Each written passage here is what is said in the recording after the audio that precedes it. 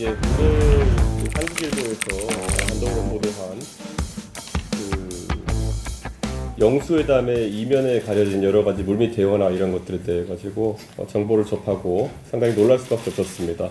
우선 긍정적으로 평가할 부분은 대통령께서 총선 이후에 변화의 의지를 가지고 결단을 내려서 삼성등 경기대 정치전문대학원 원장에게 이 영수회담의 물꼬를 터달라는 요청을 했다는 것, 능동적인 움직임을 보인 것 자체는 매우 긍정적으로 평가합니다.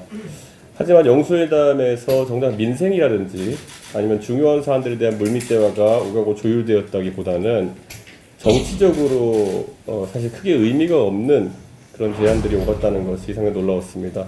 특히 지금 국민들은 그 총리 인선이나 이런 것들에 대해 가지고 굉장히 관심사가 많은 상황 속에서 결국에는 이재명 대표의 사실상의 비토권을 인정하고 이재명 대표가 불편해하지 않을 인사들로 대통령실을 채우겠다든지 이런 것들은 조금 더 공개된 공간에서 논의되었어야 되는 그런 인선에 대한 협치의 부분인데, 이것이 이재명 대표가 불편하지 않을 사람을 임명하지 않겠다라는 것은 어떻게 보면은 사인 간의 관계에서 인사를 다루려고 하는 것이 아니냐라는 의심받을 수 있기 때문에 그런 부분이 밖으로 노정되는 것은 좀 위험하다, 이런 말씀을 드리겠습니다.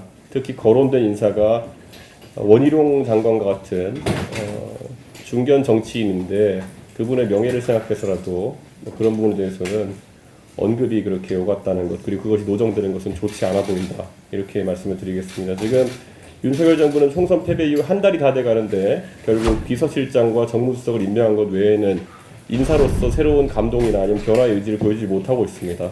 그래서 현재 총리하고 하마평에 오르는 인사들이 여럿 있는 것을 알고 있는데, 조석희 총리, 그리고 저는